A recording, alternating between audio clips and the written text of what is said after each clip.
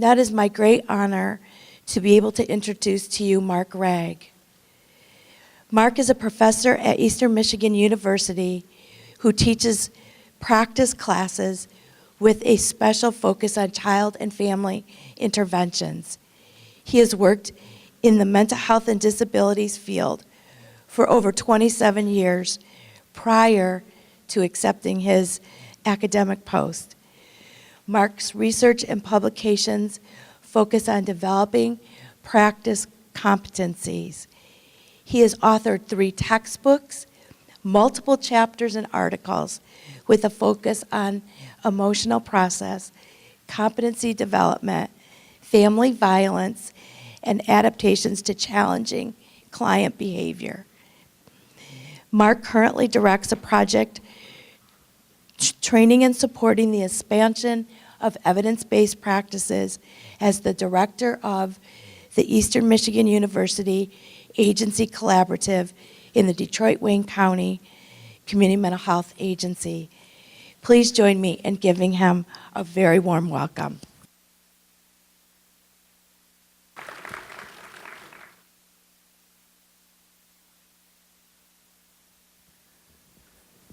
Thank you very much. As we get started, I want to just kind of clarify a couple things. One is, I've been in practice for a long time, so I'm not really comfortable with PowerPoints. And this is the most PowerPoints I've ever put on one computer at a given time. And I'm going to try to be timely. Normally, I just talk. And as a Canadian, I got to warn you, we have clinical terms in Canada because the DSM system is not as strong. And sometimes those clinical terms come out, they sound a little like swear words. So if you hear those terms coming out, gasp loudly and it'll remind me that I'm not in Canada, because most of my children's mental health practice was in Canada. The focus that we discussed, working on today is a focus on engagement. Engagement is really a difficult task. It's not quite rocket science. It's harder. And the reason it's harder is there are so many things that can happen, that can go wrong. I also have a hard time standing still. But there are so many things. It's kind of like tap dancing in a minefield, because the family is always going to be stronger than you, and they have a history that we don't really know. So as we try to engage family members, what we find is there's so little that we know, there's so little that we can influence. So it makes sense to go into it in a way that's going to maximize success. And it'll not always be successful. Now, as you start to think about engaging families, it's really useful to think about, how did they get to your office? And I'll tell you a story as we kind of go through this. But of course, it always begins, especially in children's mental health, with a baby. And babies are kind of cute, and they have a meaning unto themselves. Some people want to have a baby to save a marriage. Some people have a baby because one night they were having a little too much fun. There's multiple reasons people have a baby. And as a baby kind of emerges on the scene, people either feel kind of good about having a baby in their life, or they don't feel good about having a baby in their life. And that starts to send a trajectory. And sometimes people feel, I have a baby in my life, I should be really happy about this, but I ain't so happy, right? And depending on the experience as a baby comes into our lives, we're going to start to develop our relationship with that child in different ways, right? And it starts right here. But babies are cute. Cute babies become less cute over time. Does that make sense? Kind of like puppies. When a puppy pees on the floor, you don't mind. When that puppy's 12 years old and pees on the floor, it's a whole different story. You know, cute babies do tend to transform. And as babies transform, we all create our own theories as to why this baby's acting the way that they're acting. And a lot of parents have the bad seed theory. He's just like his father, right? That's the most common bad seed theory. But sometimes it's the family. I worked a lot in domestic violence with kids who were exposed to violence. And you know, the symptoms can look the same. You can have a child with ADHD or oppositional defiant disorder. You can have a child with those symptoms that take you toward that diagnosis. And it could be caused by something genetic. It could be caused by some sort of injury. It could be caused by some intergenerational transmission process. So when we start to diagnose, we're not 100% sure whether it's a bad seed or whether it's the family. Because if you have a child, let me bring it away from a child. My daughter, I love my daughter a lot. She has a dog. This dog is ADHD. She comes every weekend to stay with us. By Sunday, I'm ready, right? My tolerance with that dog goes down. You know, cute dog. I like the dog, but the dog's always up, down, here, there. And if I'm trying to get anything done in the house, right, it wears on you. There was some research, and it was done by the Germans in the Second World War or around that time. And they wanted to see how people manage stress. And they put people in a room with a baby that would never stop crying. And they found that many people, after a period of time, would actually kill the baby. They did not have human subjects reviews at that time. And we know some of the things that we've done in this country for research. So as they did that, what really struck me is that a baby, a cute baby, when they're screaming 24/7, can wear people down. Does that make sense? So even if it's a bad seed, the parents are going to start responding to that child in a way that's less engaging, less comforting. Does that make sense? So these things start happening, and all of a sudden, that cute baby, something has gone awry, right? And so we've gone from that angelic little child to something a little different. And this partnership, and there's a synergy that goes on in families that we know, but the families don't necessarily know. But when they find their child starting to respond in ways that they're not so proud of, they go, well, what are we going to do? Right? And this is, I think, important. When I was a BSW student in London, Ontario, I had a great placement. It was in the psychiatric outpatient clinic for children and adolescents attached to the biggest hospital in London. So I was pretty excited. And I'm a BSW student, so I'm also pretty naive. And I go in and I meet with my supervisor, and he sat me down. His name was Dermot Hurley. And he was Irish. And he goes, Mark, sit down a minute. I got to tell you where you are on the pecking order of life.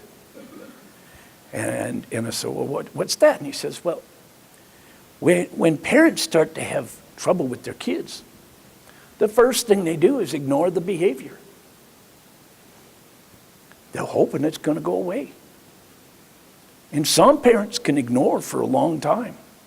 Sometimes the school comes and tell them, stop ignoring your child. Your child's driving me crazy, right? But first, they start with ignoring. And then once they start to get a sense that they might have to do something, they yell from the couch, "Don't you make me get up off this couch," right? And that might work once or twice, but eventually that stops working.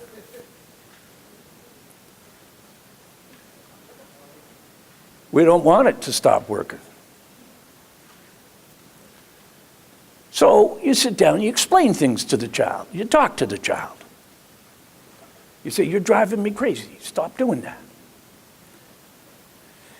And that might work for a little while. And if it does, they ain't gonna come to your office, right? We get to see the kids where this didn't work. So then we use threats.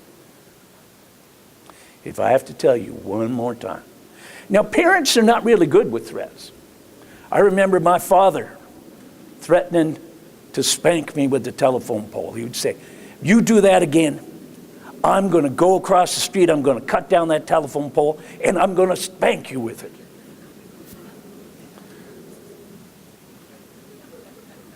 That worked for a while. But then I thought, I don't think he can do it, right? And I took a big risk.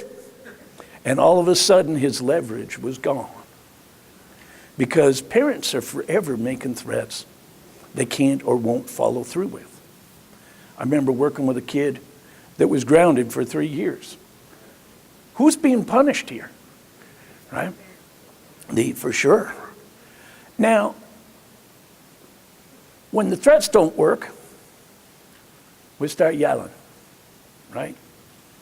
And yelling, in our family, yelling was the equivalent to spanking. But yelling sometimes works. And then when yelling doesn't work, we'll punish. And you see the fella here is punishing and yelling at the same time, but they read Murray Strauss's books, and they're using timeout, right? And when you look at punishment, one of the things we need to also be very, very aware of is that there are going to be differences across ethnic groups, across cultural groups, that we need to be very sensitive about, right? Because researchers, they go and they take a look at punishment and they say, well, spanking is bad. Well, who did you do the study on, right? What ethnic groups were you looking at, right?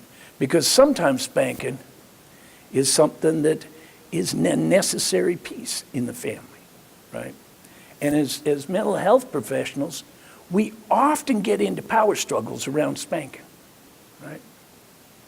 Now, spanking is one of those things where if that's all you do, it's tough, because when it stops working, you either have to spank more often or spank harder. Does that fit for you, right? But punishment is something that fits into families. There's traditions, right? There's pieces of punishment that get passed on. My dad was a preacher. He never used a microphone. His voice could fill a church. I shook when he yelled at me because he used that voice that filled a church, right? And we were in the bathroom. It's a really small room for that voice. So we start punishing. And punishing, like I said, doesn't always work, right? And so you have to do something else. And here we've got time out. But when it doesn't work, we'll yell a little more. And then, son of a gun, what did we teach our children? They start yelling back, right? And so when they yell, we got to up the ante again, right? And so we move to the spanking. And, even my God-fearing father used spanking, right? And, he's a man who talked to God, so it must be blessed, right? Does that make sense? And he got to be a bishop. That makes me a son of a bishop. But that's another story. So as we get to this point, the parents have come a long way from ignoring. And Dermot explains, after spanking stops working, they say, "You little brat, I'm going to take you to therapy. You need to know where you are on the pecking order of things. You're one step beyond a hard swat." That devastated me because I thought kids were going to just love coming in to see me. Right? But this is the pathway to come in to see you. So here you are. You're going to therapy. Now, if this is one step worse than spanking, what does the kid envision when you say they're going to therapy? Does that make sense? My dad, once I discovered he can't cut down the telephone pole and whack me with it, my father used to threaten to send me to boarding school. And it was like, if you do that again, I'm going to send you to boarding school. When I went to university, my roommate had gone to boarding school. And I said, "What did you do?" Because I'd done a lot of things. And I never made it to boarding school. He was proud about going to boarding school. Go figure, eh? But therapists, when you bring a child to therapy, child therapy, and I love this little cartoon because we got this child on the couch, right? Tell me about your childhood. And so as kids come into child therapy, there's a message to us as therapists, right? They want us to fix this child. It's called child therapy. Just give them some pills, right? Give them some pills. Straighten them out, right? And parents spend a lot of time watching shows on TV where people who are making more money than anybody in this room tell the parents what to do. And there it's cured in 5 minutes, and that's, you've got commercial time in there too, right? And so people like Dr. Phil are making a fortune creating the illusion that this stuff's easy. We know it's harder than rocket science. So we know, sorry about that. I've been threatening to sing feelings. You can't just straighten a kid out. But a lot of parents used to come in and say, "Fix my kids. Straighten this kid out. My child won't listen to me. You make him listen." Right? Anybody hear that? Right? We hear it a lot, don't we? And then we say, "Well, we want you to come in. Family members are welcome here." Right? And when we invite the family members to be part of treatment, it's often a shock. Right? Because parents prefer to put the problem in the child. Right? This is something in my child. I raised 2 other kids. They did fine. This kid's driving me crazy.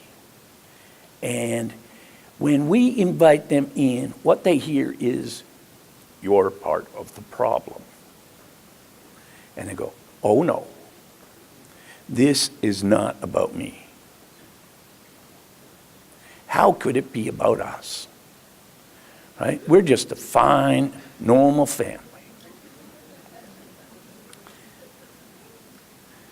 It is not my fault. And parents, especially fathers for some reason, tend to get a little angry about being invited in. And that becomes our challenge. Because when they come in, we know from their background, there's been a pattern of people blaming each other, right? When the kids look at it, they go, no, this isn't about me. You know, if you loved me more, right? And so the parents are blaming the children are blaming the parents, and then, darn, you know, they're both right. Because there is that synergy in the family, and that's why we want to get them in. But when they come in, you know those shirts that we see people wearing at the fair, says, I'm with stupid. Everybody in the family is like wearing a shirt that says, I'm with stupid, right? It's all about mom. It's all about dad. It's all about my husband, all about my wife. So this is kind of the time for how do we bring these folk in to spend time with us, right? So in the midst of all the blaming, all the conflict, we got to find a way first to get them in the room, right? And that requires helping each person to find a reason to be there with you. And that's our first challenge.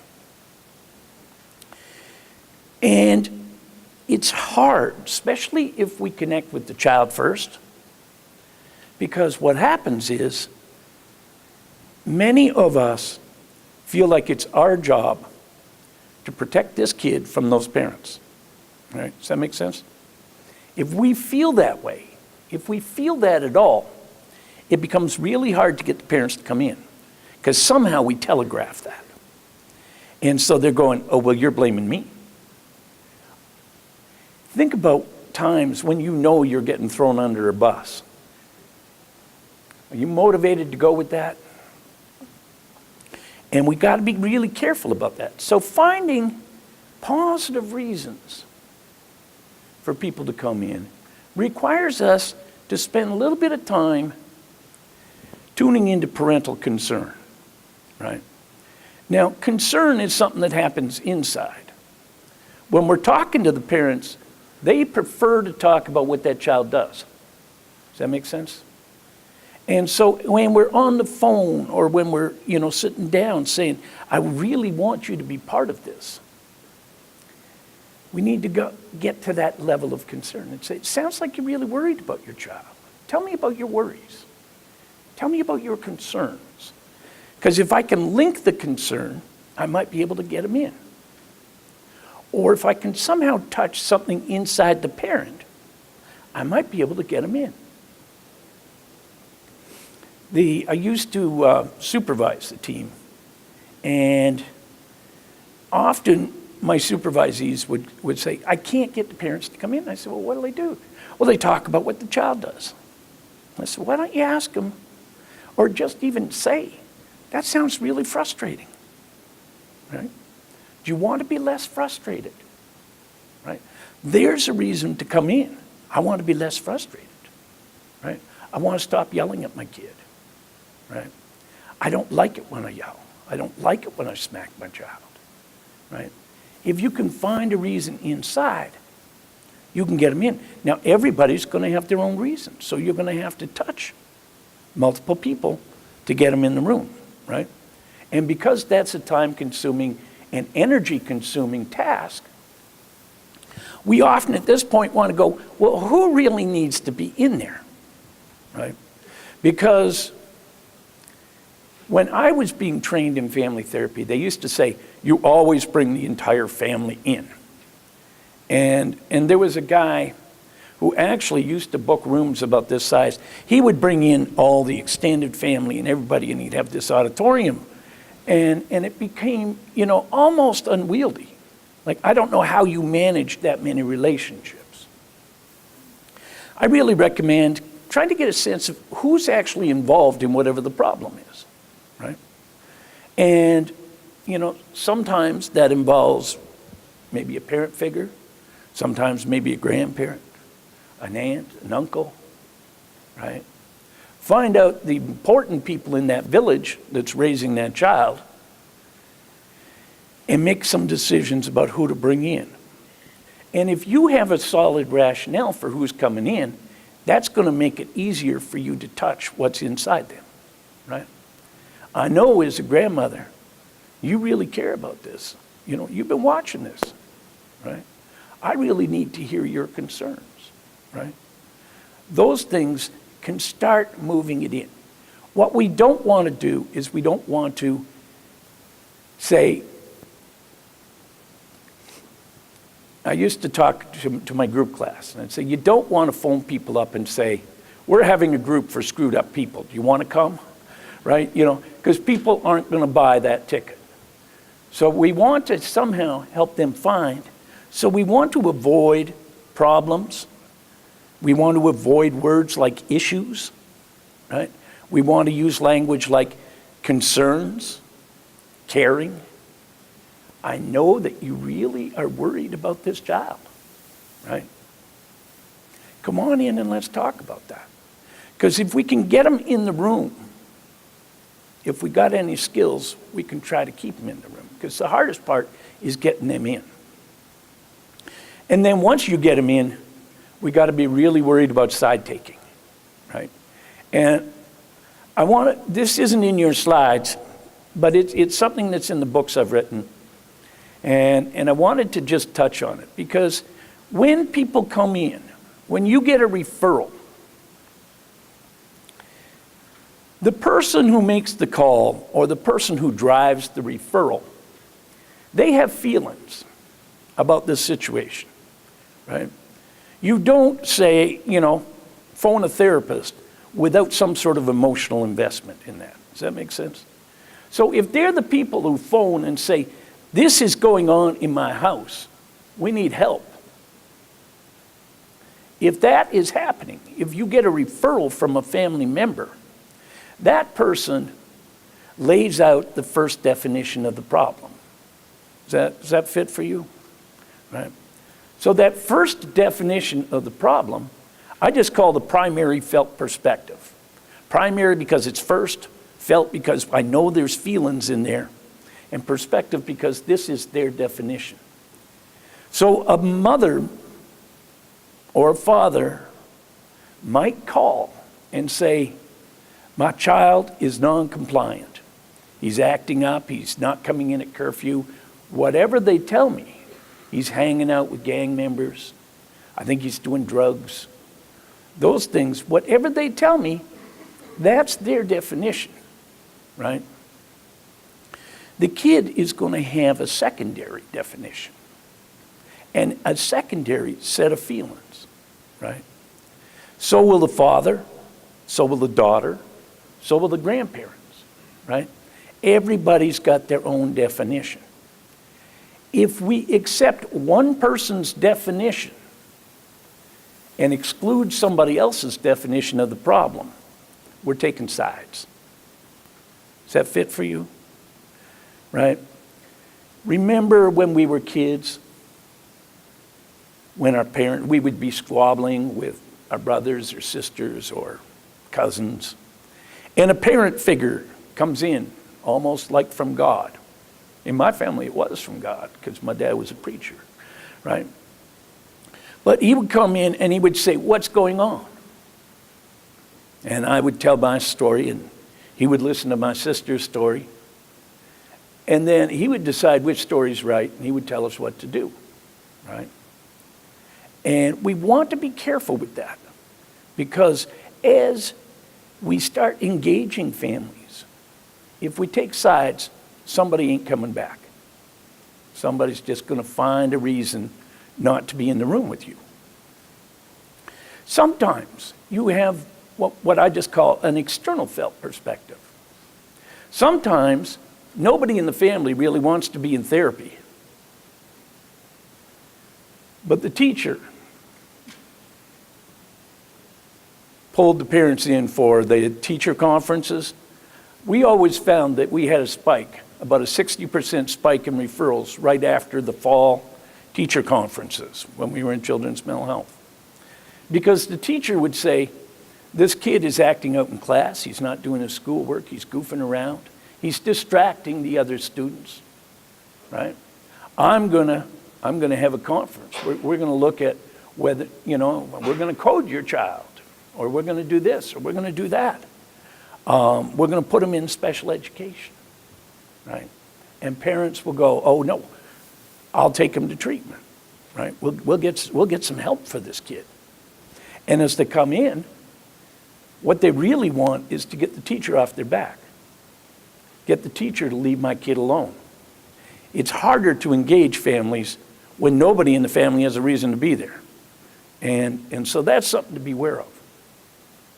We used to have an intake worker, and I swear she already has her assessment, half of her assessment written before anybody comes in to see her. Because everyone starts out, and she always started out talking about the mother, often the mother. And if the kid was living with just a father, she'd have to change that. But it always started out with, Mr. Jones is a concerned and caring parent, right? What an easy way to blow off the child, because we don't have the child's perspective yet, right? And so, we want to be very careful about taking sides. Now, the research on engagement says, in order to engage, the family members, every single one of them, needs to establish some sort of alliance with you, right? And that's the reason we don't take sides. Because if I'm taking somebody else's side, I don't get an alliance with every one of the family members. And if you don't form an alliance, they don't come back. And so we got to be really careful about that. Now, we know how to form alliances. We've all gone to school. We've, done the things we need to do to develop those skills for the most part. The next part's more difficult. We also need to help the family members form an alliance with each other. Now remember how they first come in, right? And that becomes a challenge. And we need to get some investment towards some goals from everybody in that family. Now, we got to think, how ready are they to make this investment? They often enter service with competing definitions. They're emotionally reactive. You've heard the term automatic reactions, right? How many of you, when you go to see your mother, and up until very recently, I would still go to see my mother, and within 15 minutes of getting to the nursing home, my mother would be telling me what to do. And I'd be responding to her the same way I responded when I was 13, right? You ever find that? You cannot stop a mother from being a mother. I don't know why I even tried. But these things are kind of automatic. They're there. They're part of the history. And we have to be very careful. So we have this initial emotional energy. This is a Canadian family, by the way. They're being tremendously clinical together. But when they're coming in, they're not really feeling like working together. They would prefer to throw each other under the bus.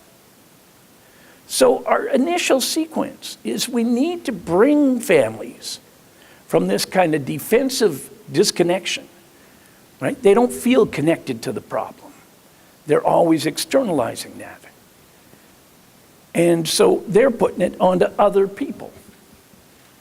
And as they do that, we just need to be ready for that, right? Because we need to help them to find those reasons to be there. They're also coming in thinking that they're going to get blamed, right? They're worried they're going to get thrown under the bus, and you're going to take somebody else's definition and play that out.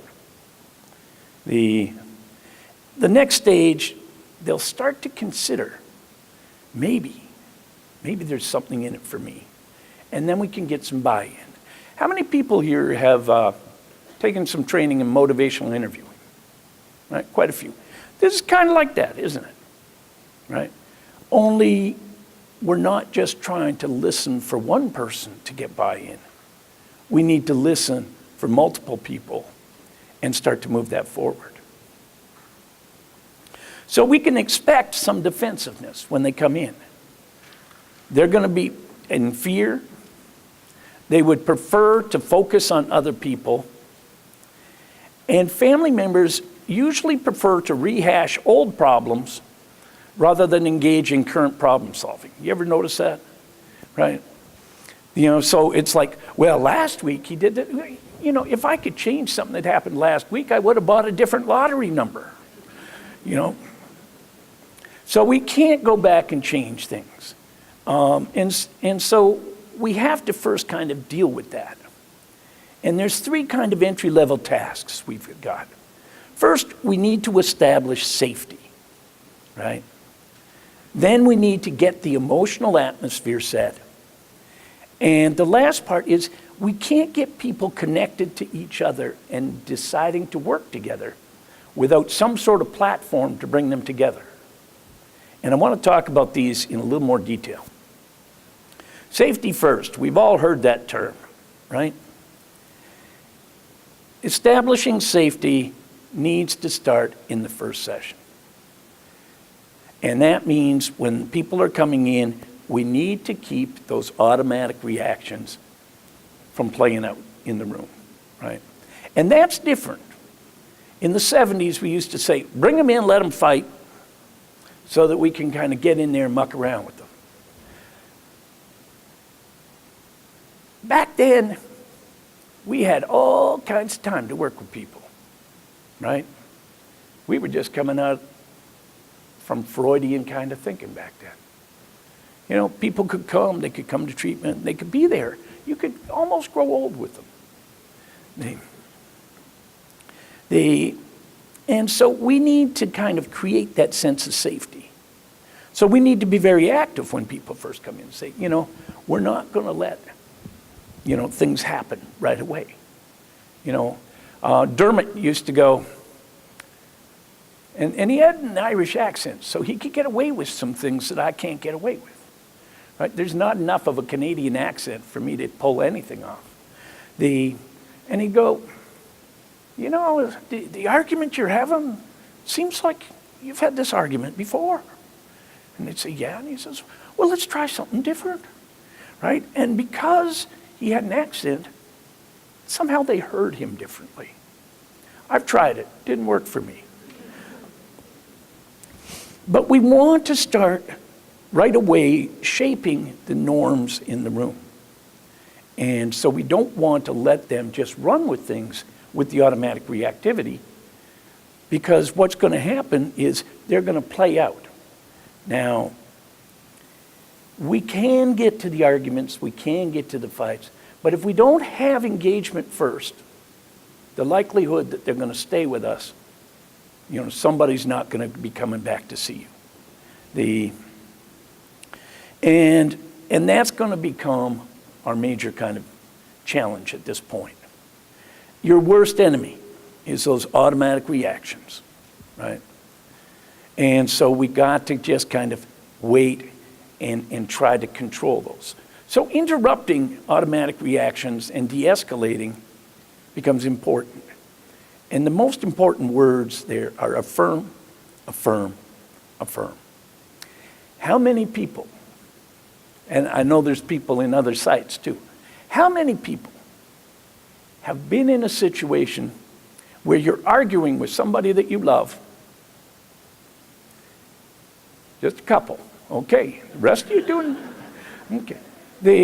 You're arguing with somebody you love, and about a half hour into the argument, well, that's too much self-disclosure possibly, but about a half hour into the argument, you discover that you're both arguing the same thing. Has that ever happened?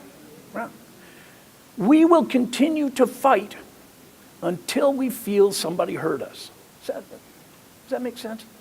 So if we can work with affirming people, they're less apt to fight. I used to watch, there's a guy in Ann Arbor by the name of David Garvin. He runs the Batters Treatment Program. And batters do not tend to like coming into treatment, right? Very few people wake up in the morning and say, oh, I think I need to go for therapy so that I don't beat my wife anymore. It doesn't tend to happen. So batters don't make their own decision, neither do kids for that matter, right?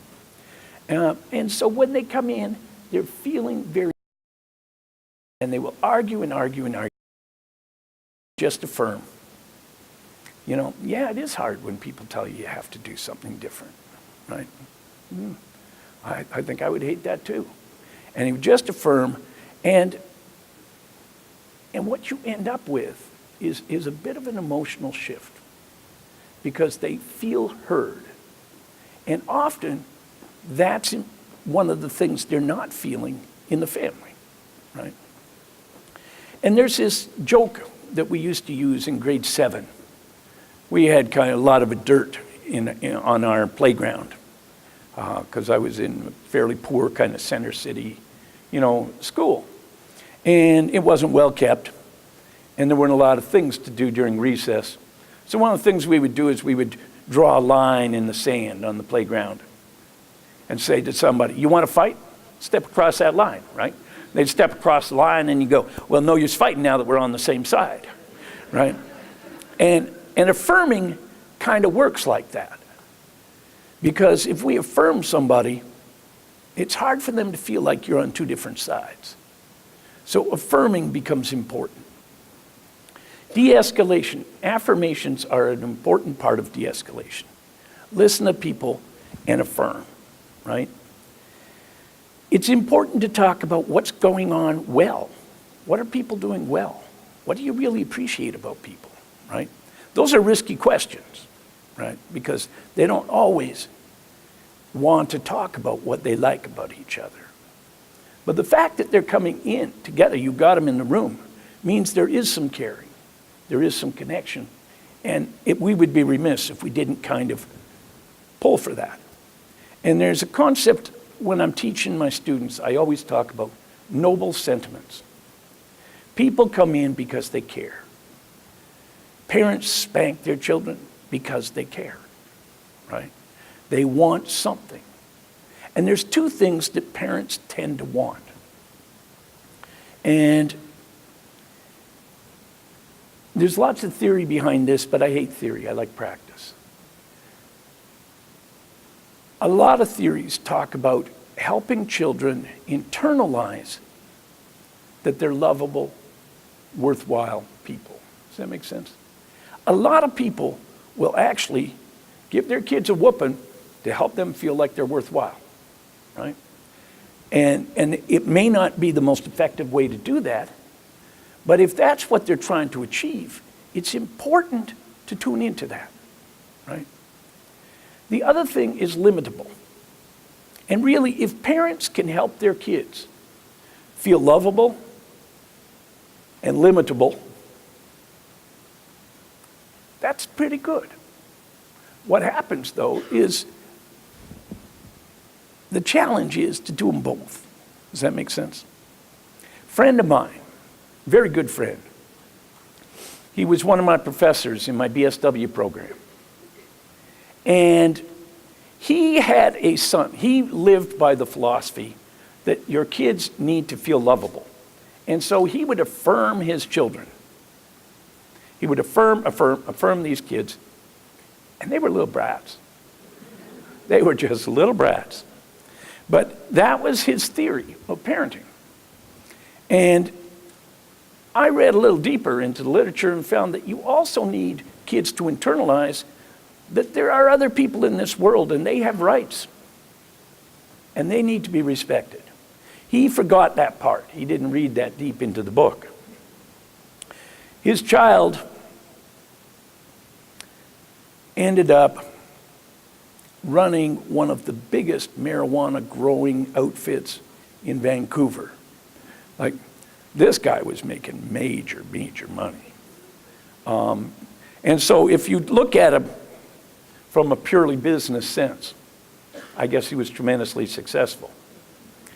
But he had to move to Switzerland. He had one of those, he would mail seeds all over the world from Switzerland. He made enough money that he bought a vineyard. So, there is that. But I don't think that's what we're shooting for as parents. Does that make sense? Now, there are things that we bring in the room with us that get in the way of some of these engagements, right? One is we are born problem solvers. We wouldn't be in this field if we were not problem solvers, right? The trouble with problem solving is it's got a behavioral bias, right? Who's doing what? Who's saying what? You know, because that's the stuff we want to know so that we can solve it, right? The trouble with that is it keeps us focused on behavior. Remember earlier I talked about what do we need to touch to get people in the room? We need to touch feelings. If we're talking about behavior, we're moving away from feelings, right? Now, feelings are inside us. If I ask you about your feelings, you have to talk about yourself. If I ask you about behavior, who are you likely to talk about? It ain't going to be you, is it? I'm not going to say, well, I pulled my sister's hair. I'm not going to say that. I'm going to say, she was teasing me, right? Because that puts me in a better light. So that whole problem solving puts a behavioral bias into how we explore. In order to effectively engage, we have to control that socialized habit. Another one is advice giving.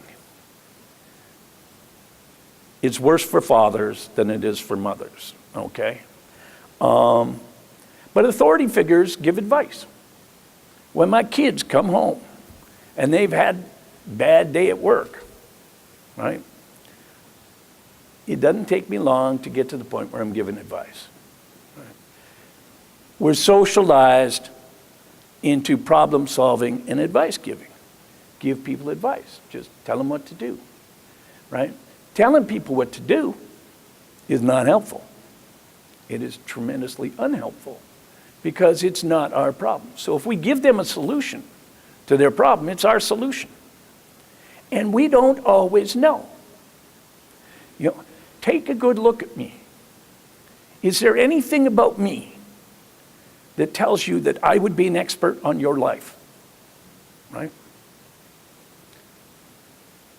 There's not many fat, middle-aged guys in this room, right? They're just not. So I'm not going to know what's going on in your family. There's nothing about me. There's nothing about my life that tells you that my solutions are going to work for you, right? Yet somehow we do that. The other piece, and I talked about this earlier, is arbitration. Arbitration will get in our way.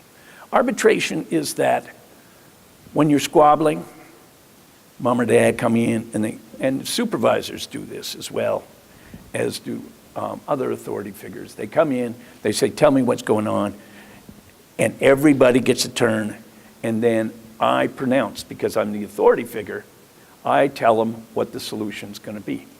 These are three things I see people doing with families all the time, and it will interfere with engagement tremendously. I remember watching a family coming out, and we had a psychologist who was very into using these contracts, you know, behavioral contracts. And they would spend time with the family. And the family that they were meeting with was a family where mom and dad did not get along. They were divorced. They didn't like each other. They were triangulating the kids. They did this contract where they signed these agreements where they were going to do things differently. And I wasn't in the room, but I was at the front desk pulling some data for the official guardian's office. And so I was kind of like a fly on the wall. Mom and dad come out from the meeting, and mom turns to dad and says, so are you going to do that? He says, no way, sorry. It was in Canada. Sorry. It was a quote, okay? But the only thing they could really collaborate on was not following the contract, which I found really ironic. But, you know, that's another form of arbitration, isn't it? Where we go in and we give them that. So how do we overcome these socialized kind of traps? And first, if we can focus on emotions rather than behavior and interaction, that's going to take us there, you know. You seem really concerned. You seem like you know, there's more that you're hoping for here. You know, it's hard for us to find the words, right? And this is even more challenging often for guys because we tend to use engineering terms instead of emotion terms. We're not socialized into talking about feelings. So, how you doing today? Oh, things are tight, right? You know, and oh, things are a little shaky today. You know, and you'd think I'd be talking about a bridge, but guys know what I'm talking about, right? And the second is we need to affirm the emotional experience of all of the people in the family. Right? Not their behavior. It's hard to affirm behavior. But if we can affirm the emotions, people are going to start to feel safe. They're going to start to feel like, I can talk in this room.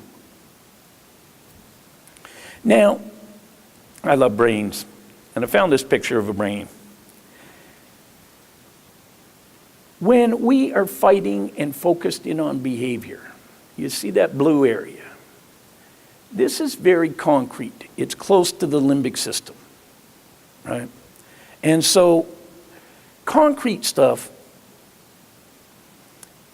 we're closer to action than we are to mulling things around, right?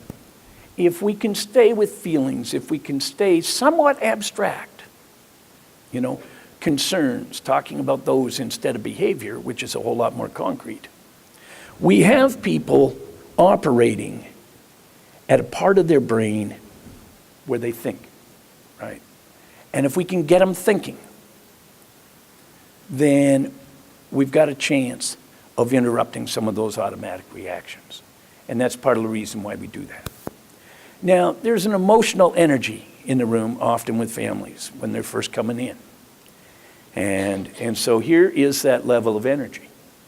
We've got to start working with that emotional energy. And we know how happy the people are in this picture to be in the room with you. We've got to somehow shift the emotional energy. So as we focus in on emotions, right? And this is totally consistent with motivational interviewing, isn't it? Right? If you can touch those emotions, those values, you've got a much stronger chance of being able to pick up on people's change talk, right? And so as we're affirming those values, those concerns, the caring in each person's statement, so we need to listen for that. Just like in motivational interviewing, we listen for the change talk, right? That becomes really important. In family therapy, there's a concept called circular questioning. The trouble with circular questioning is that's when the arbitrator role often comes in. And let me give you an example. You start talking about your problems with your child, and I listen, and then I go to the child, right? I want you to feel like a child today. And I talk to you, and I say, your mom says this, what do you have to say? Do you hear that? I've just invited somebody to comment on the last person's statement. That's the arbitrator role coming out. What I need to do, and has anybody ever watched videos by Virginia Satir? Yeah, a few people. Go on YouTube, because they're all over the place on YouTube. She is one of the best people for doing this. Because she'll listen to one parent, and the parent will be talking, and she'll say, you know, it sounds like this is a major concern for you, right? And the parent will talk a little bit more and say, so, you know, so you're really concerned about your child's future, or whatever she says, right? When she goes to the next person, she'll say, tell me about how you're experiencing concern in your family. And you see how she uses that differently than saying, what do you have to say about that? Right? Because when you say, what do you have to say about that, you're starting over. You're not building. And so as we do circular questioning, We need to move from person to person in a way that affirms what the last person said and invites the next person to be part of that, right? If we can focus on those noble sentiments in the family, the caring, those kinds of things, we have a chance of getting people to connect, right? And that's kind of our critical challenge. So building those platforms becomes kind of a critical piece. Now, in building platforms, in motivational interviewing, we listen for change talk. In families, in a larger system, we have to listen for common talk. Does that make sense? The things that people are saying that can link them together. Because you can't build a platform until you take those noble sentiments and start fitting them into something that overlaps with other people in the family.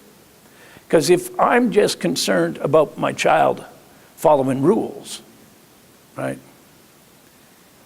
and somebody else in the family is worried about my child feeling good about themselves and doing well in life and feeling satisfied, we've got two problems.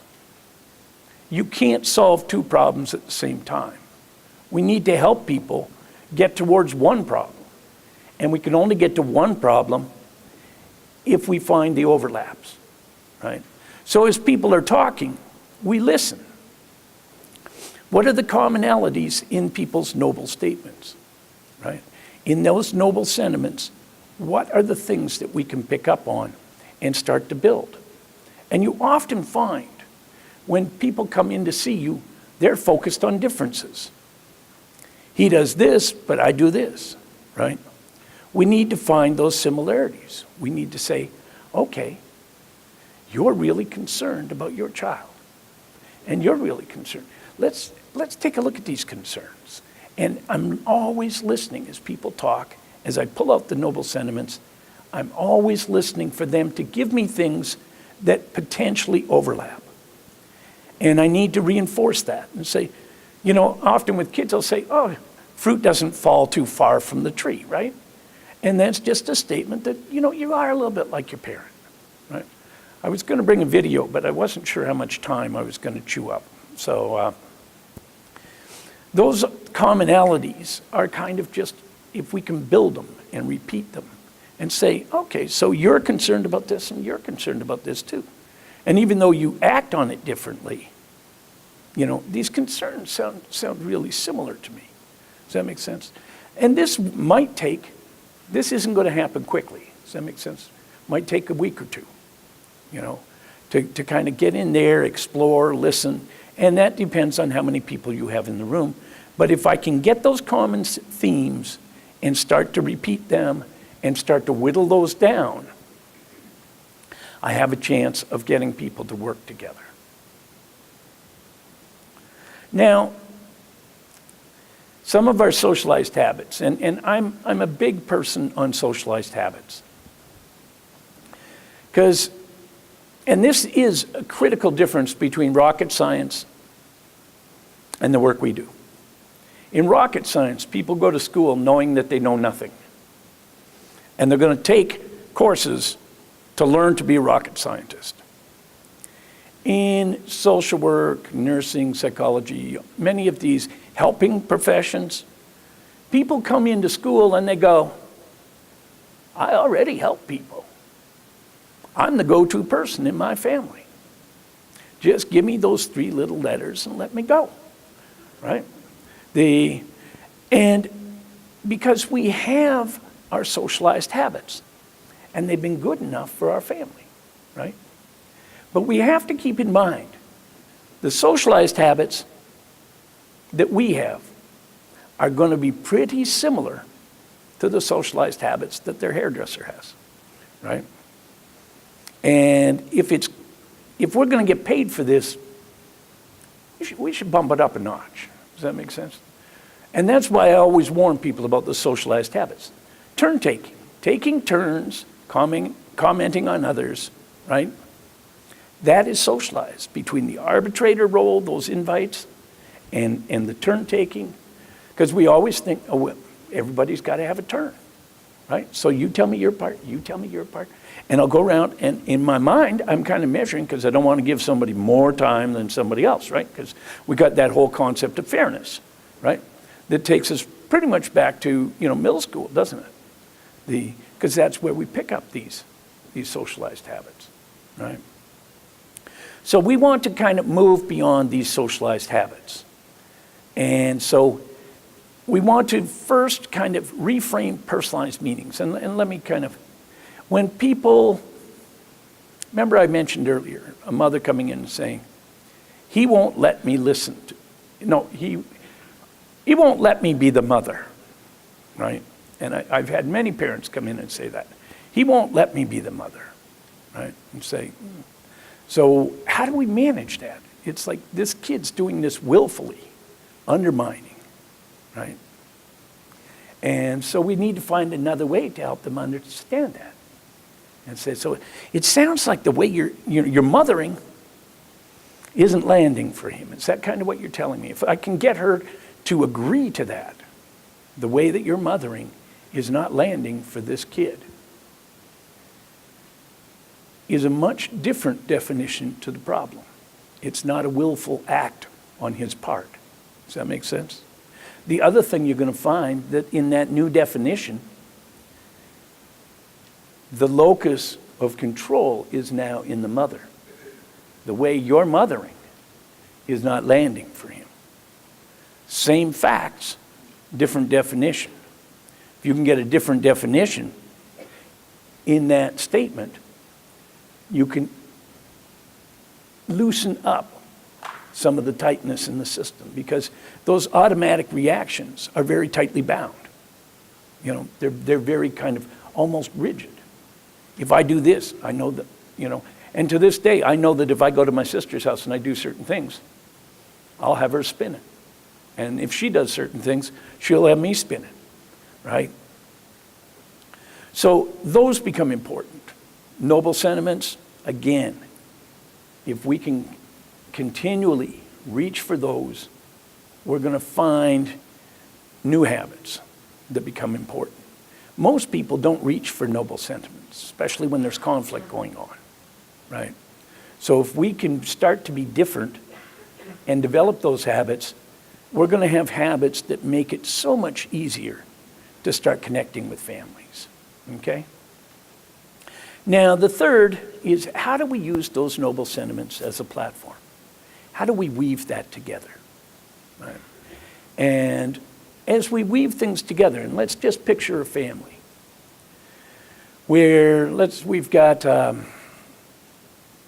kid who is not doing well in school, has learning disabilities, feels stupid, teachers hate him, right? Not like any clients that you've ever had. And a parent who believes that this child, and we're just going to go with two, so to make it simple, you need to be in school. You need to go to school. You got to get yourself, into a good university. You got to get yourself forward. And let's say we have a parent who really wants the child to kind of move into a successful direction, and a kid who's just not going to get there, right? And as they're arguing, right, mother is going to interpret this as, this child is being willful. This child's lazy. This child just doesn't care about his future. And I'm the mother. I've got to care about his future. That's my job as a mother, right? And you hear the definitions in there. In order to do that, and this is where I would normally start pulling out from you, but I can't, because I can't pull out from people over in the other settings. So we can't go too interactive here. But let's say I can touch the mother's concern about child's future. Does that make sense? I can say, you're really worried about, your kid's future. Now, chances are the kid is going to be somewhat worried about his future too. Does that make sense? But he knows his future is not going to involve going to school because he's got a severe learning disability. He's got all of these things. School is not right for him. So we have people who are both concerned about the future, right? And if we move it up a little bit more abstract, we can start to thread that and say, okay, so tell me about your future. Tell me where you see yourself going, right? Not many people are going, oh, I want to be in prison for the rest of my life, you know. That's not on most people's career paths, right? They may end up there, but that's not necessarily a plan, right? I want to get ahead. How do you want to get ahead, right? Let's talk about that, right? And see what kind of things come out. Because we need to get the two people starting to look at each other and listen to each other in a way that's got some promise. Does that fit for people? Right? Because only when we start getting this, can we really start to move forward. The platforms themselves, and if you take a look at these platforms, right, and there might be a certain amount of caring, there might be a certain amount of worry, right? If we can take those two things, tie them together a little bit, and say, okay, you're worried about this, you know, you're worried too, but it seems to be more about this kid's ability to kind of function, you know, in structure and be successful, and those are the skills, right? How do those two things fit together? Let's spend time. Let's look at how do these work together? Because if I can get you and you talking together and not fighting, because remember, we're talking about values at this point in time, then we can start moving forward. Does that make sense? And so that whole engagement, we want to just sidestep a lot of the arguing during the engagement phase, right? Because that's going to start to divide. There's two sets of energy, right? There's energy that'll bring people together, and there's energy that'll blow things apart. The things around behavior will blow things apart, right?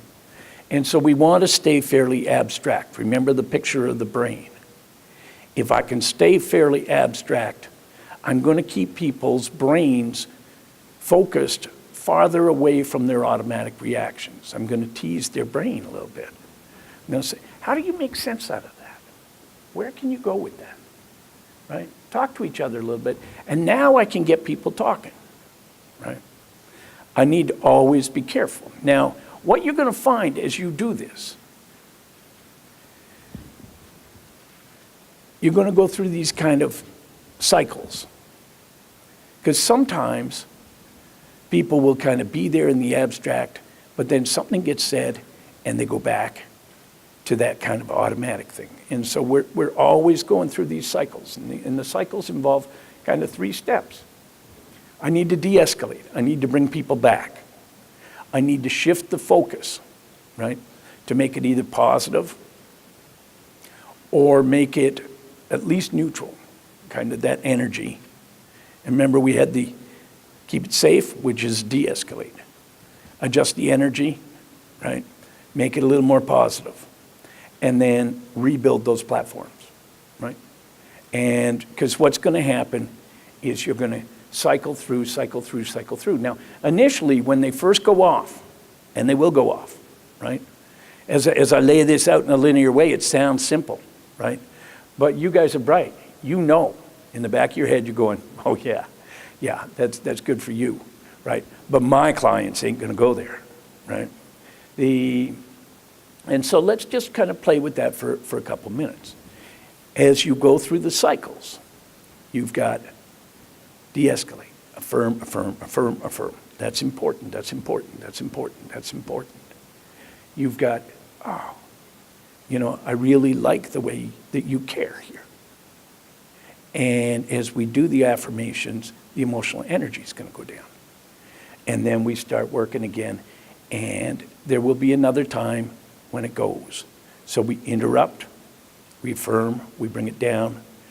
We try to build that platform, the noble sentiments, because the noble sentiments are going to shift around a little bit, As we do this, they're going to kind of go from maybe worry to caring. We're going to find multiple things. And from person to person, there's going to be multiple emotional states that come out. And our job is to track, to continually track, right? And the more I talk about it, the more confused I get. You notice that? Because what happens is it swirls. And we need to move ourselves to the side so that we can start scanning for those things, scanning for the pieces that we can pick up on. The common ground gives us a platform to come up with a new definition of the family problem. And remember when I first talked, everybody has their own definition. The son might have a definition that mom's kind of too controlling, too intrusive, right? Mom has a definition that the child is too willful. This child won't listen. This child's disobedient, right? Those two definitions cannot coexist. The things we've talked about so far, if we can get those platforms built, then we've got some groundwork to change and establish a new definition, right?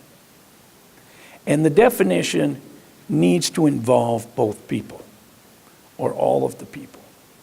Because if you define a problem and I'm not connected to that new definition, I'm not coming back, right? There's no reason for me to be there. And that becomes kind of our new challenge, right? At the end of the engagement phase, we have to set a new definition that's going to give us direction and goals, right? So as we do this, we have to take the perspectives, we have to take the facts. And here's where I would love to have kind of a whiteboard, because as we look at this, there's all kinds of facts that people hinge on. The fact that he breaks curfew, the fact that she punishes him, the fact that the punishments don't work. All of these things are kind of there. They're happening in the family. So if we say, we would need to get away from the whole willful and intrusive, right? If I pick up on either of those two themes, I'm going to have a fight.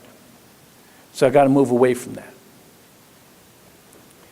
And here's where discussion would be great, because as I pick your brains, there's going to be things that you're thinking of already that might be viable alternatives to willful and intrusive. It might be that you're both trying to move ahead in your life, right? And you don't feel like you can kind of take control of your life.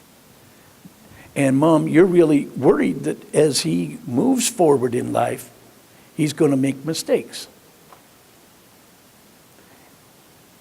And so you both want to see successful forward movement here. But somehow, it's hard for you guys to work out how that's going to happen, right? I suggest that we spend a little bit of time looking at what you need to be successful so that we can figure out what we need to put in place, right? Because we know the things that aren't in place are getting in the way, right? Does that make sense, right? Now, I make it sound simple there, and we know it's not simple. And it's back and forth. And it's very hard because there's so many questions I want to ask you so that we can engage with each other, right? And because that's what you need to be doing with your family, right? It doesn't occur between your ears. It occurs among the members. So you always need to be asking, what's the piece in there that's big for you? What's the piece in there that gets in the way for you? What's the piece in there that you need to master? Because then people can start putting stuff back on the table Because the whole piece, the whole engagement process involves us being very skillful about what we get people to put on the table. I want them to put specific things on the table. And then how do I pick up those things and use that to just change a little bit? There's a concept called transitional responding. And it kind of lies, it's not highlighted in motivational interviewing, but it is an important way of listening. And that is, you're always listening for the package that your family members are putting on the table. Now, in the package, when people say something, there's going to be 4 components in there. There's going to be feelings. There's going to be thinking. There is going to be relational content, and there's going to be action themes, right? Who did what? And some of that is going to be obvious. Some of that is going to be less obvious, right? Let me go back to a statement that I've made before. He will not let me be the mother, okay? There's a statement. The feeling in there, powerlessness. Do you hear it? He will not let me. I have no power. I have no influence here. The second piece, the thinking, is this is a willful act on his part. Do you hear that? We've got the relational piece. You know, we're in a power struggle.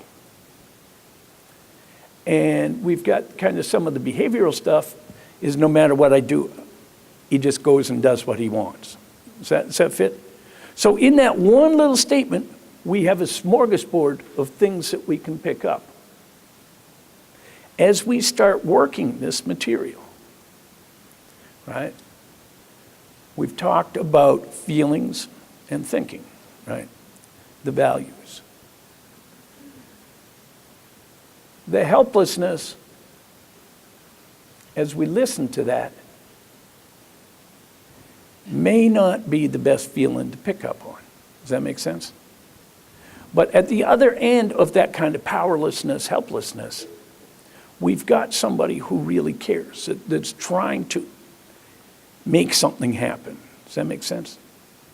So if we pick up on that, we might be able to take the positive end of helplessness and say, what is it you're trying to achieve? Right? Tell me about that.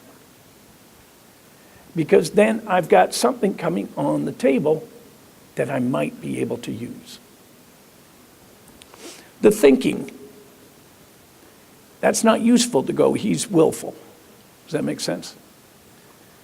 I don't want to pick that up. I don't want to pick up other things. The feelings are the piece that I think in that package I might be able to get something out of. So I pick up that piece. And the transition in transitional responding is that's the piece I put back on the table. And I say, it sounds like you're trying to achieve something. Tell me more about that. And now I've got to wait for her to put a new package back on the table, right? I don't go anywhere in my head, and I'm waiting. And let's say the piece coming back says, I'm trying to get it so that he's going to be like a successful kid. I really want this kid to be successful, but if you just kind of go off and do your own thing, you're not going to be able to be successful. Now there's a huge package on the table, right? What's the piece I want to pick up on? Again, we got feelings, right? The feelings here, I care about this kid's success. Ooh, I like that, right? He's not going to be successful if he doesn't listen to me. I don't want to pick that up. That's going to take me somewhere I don't want to go, right? The relational piece, we still have conflict, right? And the behavioral piece, we still have something that's not going to. So once again, I pick up on that feeling and I say, it sounds like you really want the best for this kid, right? And now I might be able to, I can redefine. I can also, maybe at this point I can take some of the behavior and get a sense of that. So is that when you're worried about him, when you want him to be successful and you're worried that he's not going to be successful, is that when you start fighting with him? Right? So now I got the behavior on the table. I'm testing it now. Does that make sense? I want to see what's the package that's coming back? Because if the package coming back is throwing him under the bus, I got to grab a new package, right? But as we move forward, we pick up piece by piece by piece. And now, after I've spent some time with Mom, I have to go to him and say, your mom is really worried about you being successful. What does success look like for you? What do you think successful might work for you, right? Tell me about that, right? I don't know what he's putting on the table, right? I'm hoping that it's something that's useful. I'm hoping it's not something that's going to cause Mom to blow up, because then I got to go through that whole cycle again, right? So I picked that up and he says, well, it's certainly not being told what to do all the time, okay? Because after all, he is an adolescent, right? So he's going to put something back on that might challenge, right?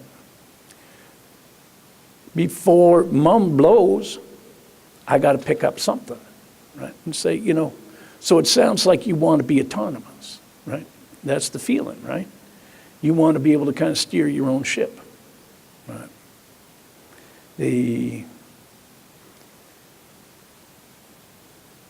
Tell me about a time when you have kind of steered your own ship and it went okay, right?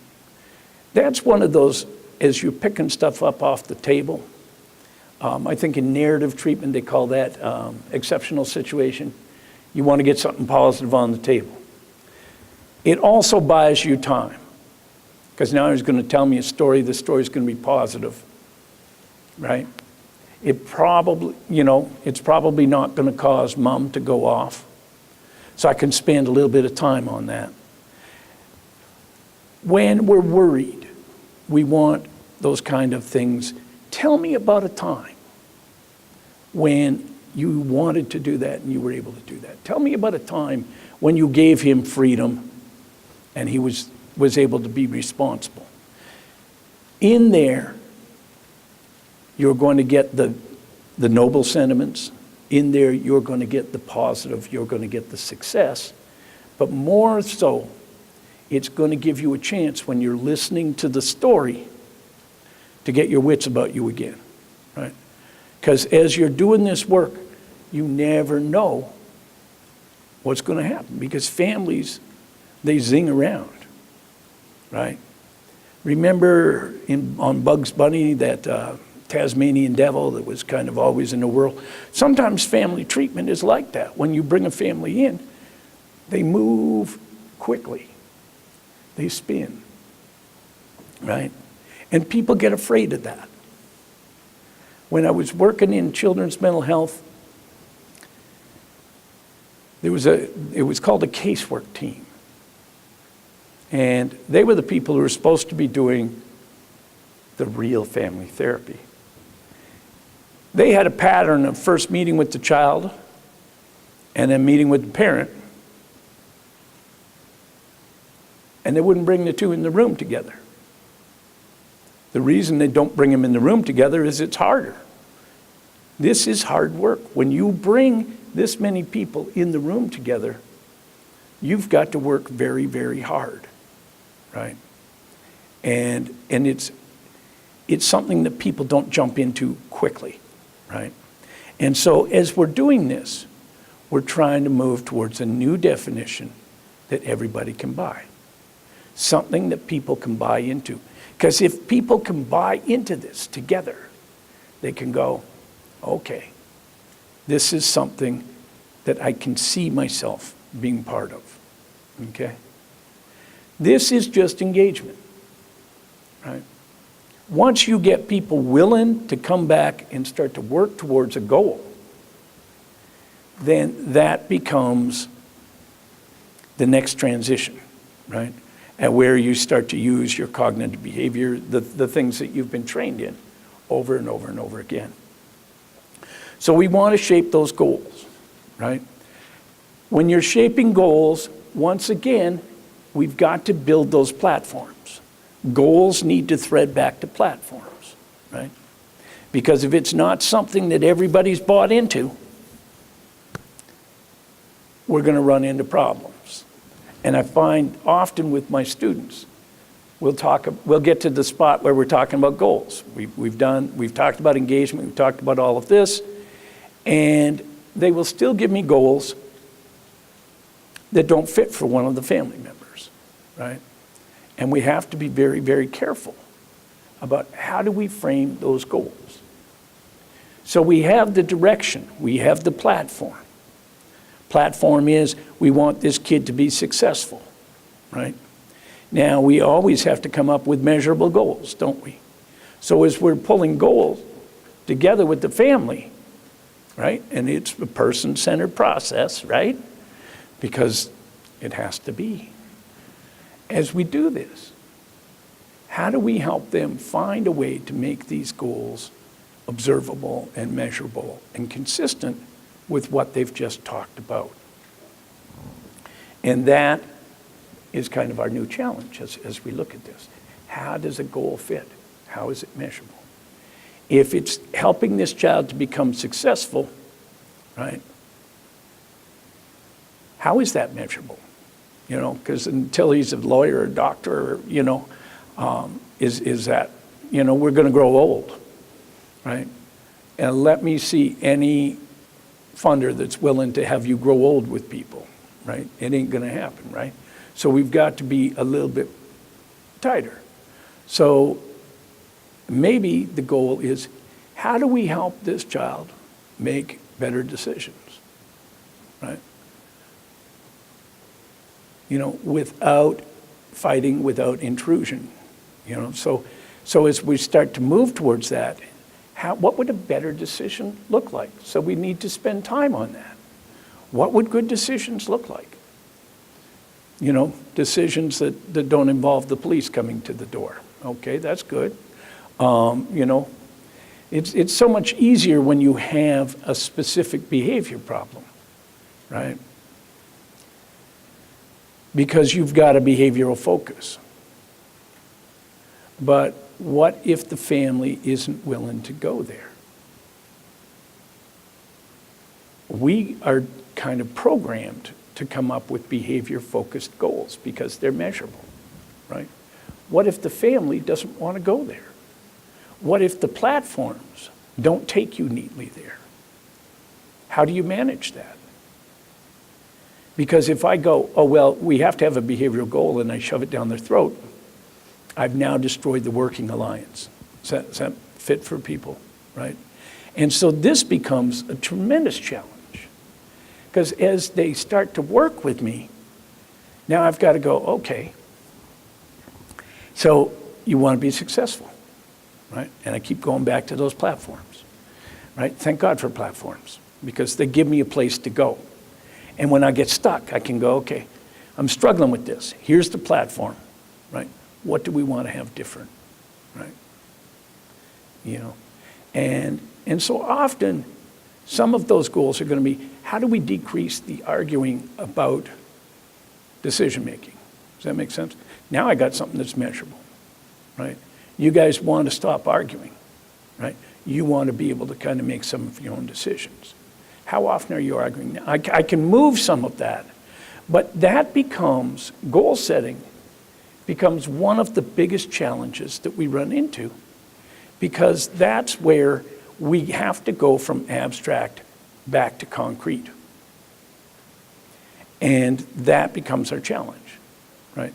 How do we increase something? How do we decrease something? Brings us back to behaviors, right? And so there's a trap in there as we do that, because remember those socialized things we talked about. They're going to raise their ugly head again. Our behavioral bias will start to come out again. And we will often run the risk at this moment of becoming more behavioral and more prescriptive. So we need to kind of engage the family. Goal setting should take time. It should take time to help people get there, okay? Now, you don't always get enough time, right? There are those rules, right? And finding ways to manage that becomes kind of critical. But if you start to enforce, if you start to impose your sets of goals, your sets of values on the family, once again, you're going to run into that risk, okay? So now they come in, we can get them in the door. We can shift them from talking about behavior, we can start talking about feelings and values. As we listen to the feelings and the values, we can start to thread those together. We see some common ground, we see some things that might be useful. And as we find enough by picking up, putting back, picking up, putting back, we can start to develop platforms. We invite people to be part of the platforms. And that gives us our foundation for starting to set goals. If we keep our goals consistent with the platforms, find a way to make those measurable, then we have a chance of starting to move things forward. Does that fit for people? It's simple.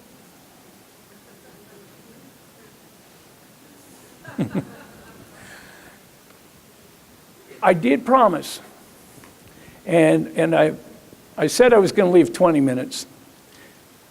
Inadvertently, I leave 25, and I almost gave you 40.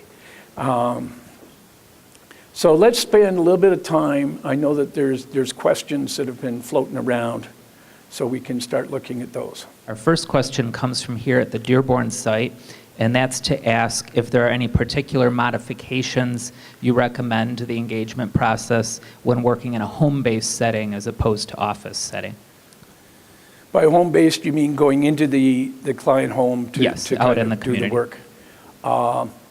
Around the engagement, you sometimes lose some of your capacity to control who's part of the session.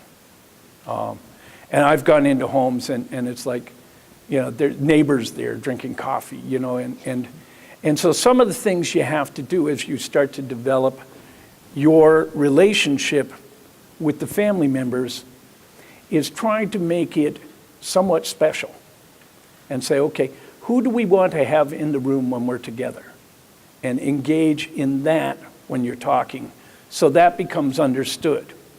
Because until you walk in the door, it's just normal life for them.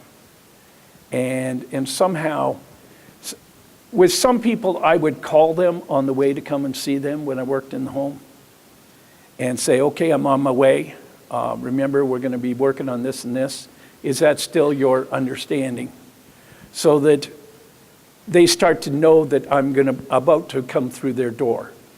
And then they can start to make some decisions on, you know, the neighbor next door, you know, oh, I've got somebody coming over, let's wrap up coffee now, those kinds of things. So working out that piece, I think, is critical. When they're in the home, it's harder to keep them kind of focused because this is their home environment. The phone's going to ring. Things are going to start to happen. And this is the environment that they fight in. And so as you're doing things, the automatic reactions, as you start to set the safety pieces, there's more things that I think you need to talk through to make sure that you can create an atmosphere of safety. And you want to create a slightly special atmosphere, or at least a slightly special nature to the alliance, to the relationship that you have with people. And that takes just a little bit more work to achieve. Right? Thank you. Next, we'll check in with Lincoln Behavioral Services. Any questions at LBS? How would you suggest responding to a parent who says, I'm done with my child in the family session? When they say, I'm done with my child, what I hear in that statement is a tremendous sense of powerlessness. And that's the piece that I want to reach for. I'm not sure, like when they hit that point, they're just willing to just kind of throw everything away to resolve some sort of emotional piece. I need to touch the emotion because that's what's driving the decision. We know that emotional-based decisions, they do not involve a lot of thought. Does that make sense? When our amygdala fires up, our prefrontal cortex starts to dumb down. And here we have somebody whose amygdala is firing. They're feeling a tremendous emotional load. I need to touch the emotion and talk about, it sounds like you're feeling desperately hopeless right now. Tell me about that. And at that moment, I'm probably going to get tears, right? I would expect to get tears if the atmosphere is sufficiently safe, right? Because it's vulnerable to cry, right? And so I need to be a little bit careful about what else is going on, because all I've got is that one statement to work with right now. If there's been conflict going on, and that's why she's saying that, I need to touch that, but I also need to make sure that I'm aware of the other feelings that are on the table from other people and kind of work from that one, because that's the one that's loudest. That's the one that has the biggest load at the moment. But I know that other people are having things going on inside them that I'm also going to need to get to in order to resolve the interactive piece that's getting in the way. I hope that answered. Thank you. Next, we'll check in with Children's Center. Any questions collected there? No questions at this time. Thank you. We'll go to Community Living Services next then.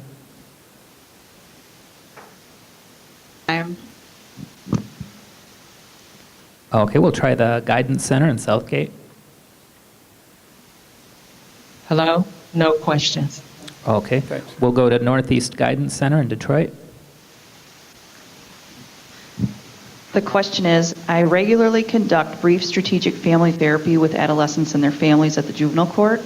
Mandated family therapy is a huge challenge because parents believe their child is the one who got into legal trouble, so why should they, the parents, have to use their time and precious gas tank to attend weekly sessions? What advice do you have for engaging such parents and guardians, especially since they are not legally mandated to attend treatment?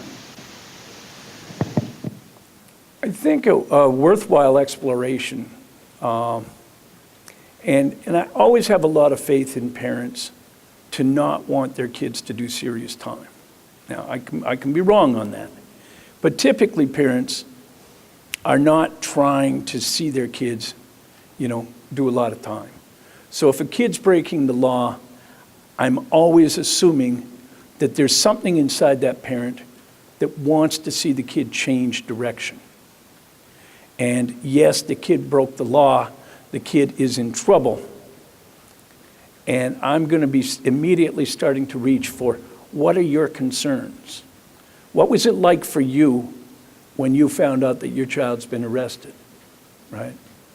And I want to start getting to that piece so that I'm fishing at that moment, trying to find some of the noble sentiments, right? Because if I can't find the noble sentiments, I'm dead in the water.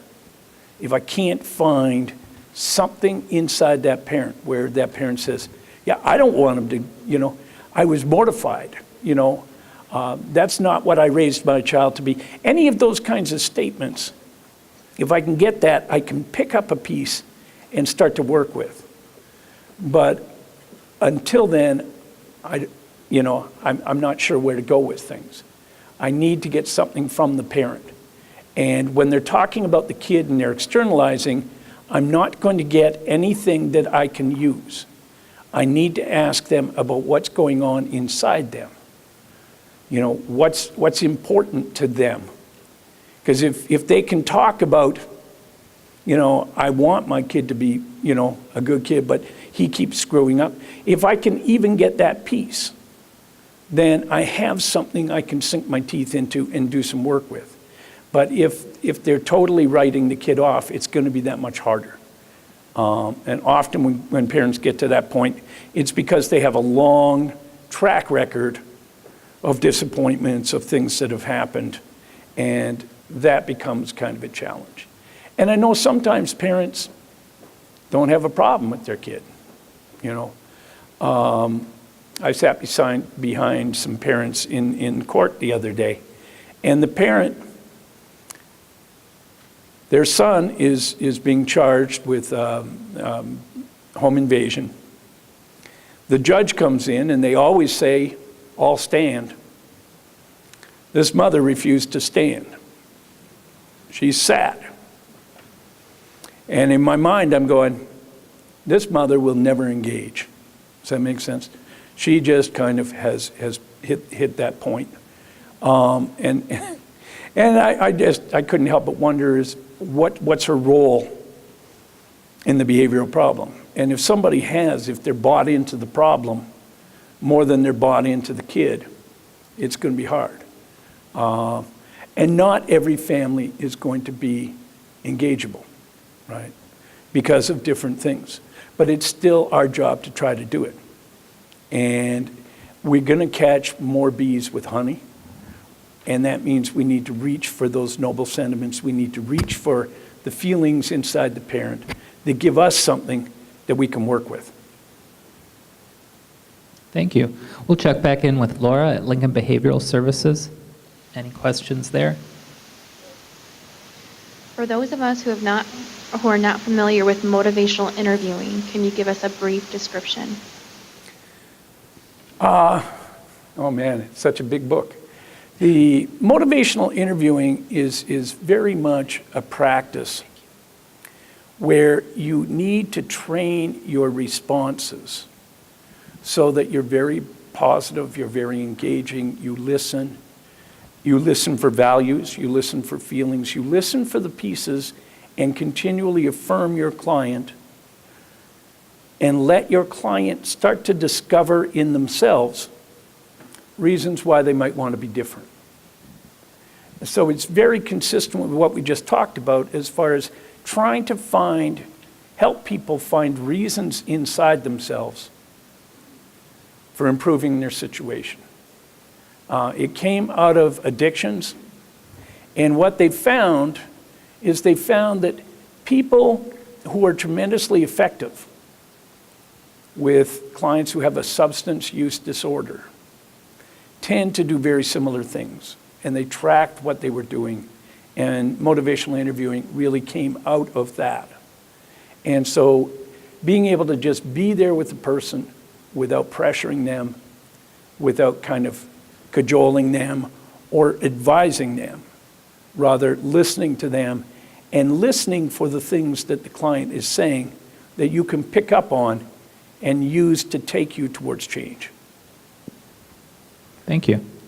We'll take our next question from here at the Dearborn site, and that's to ask what you meant by the term limitable. Limitable.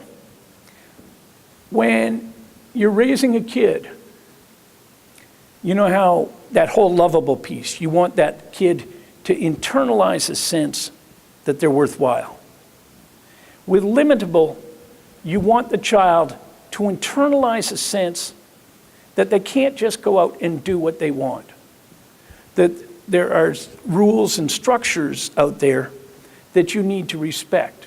That other people are not there just to take care of you, but they have rights as well. So that they start to notice that there's a boundary between you and other people, right? And that you need to respect other people just like they need to respect you. Rather than kind of just going off and doing what you want and thinking that you're entitled to do whatever you want. Thank you. We'll take our last question from Northeast Guidance Center. Regarding shifting emotional energy, what is the name of the person that you referenced for viewing on YouTube as a good example for circular questioning? Her name is Virginia Satir, Satir. And on YouTube, if you just type in Virginia Satir, you're probably going to get multiple hits. And her videos, she is just amazing. She looks like a grandmother, and just has this kind of sweetness. Now, these are films that came out of typically the 60s, 70s. Virginia Satir is very much a product of the 60s. And so you're going to see her doing a lot of touching, too, with people. And don't let that put you off. It was the 60s. It was a touchy-feely time of the world. And I know nowadays that level of touching that she does is going to seem strange because we've become a lot more standoffish in the way that we do our work. But if you can get beyond that and listen to the way she picks up what people are putting on the table and uses that to engage other people, it can be very, very instructive. And she just does it masterfully. Thank you. On behalf of the Detroit-Wayne County Community Mental Health Agency, we want to thank you, Professor Ragg, for coming out and sharing your Thank you. thoughts on engagement. Thank you very much.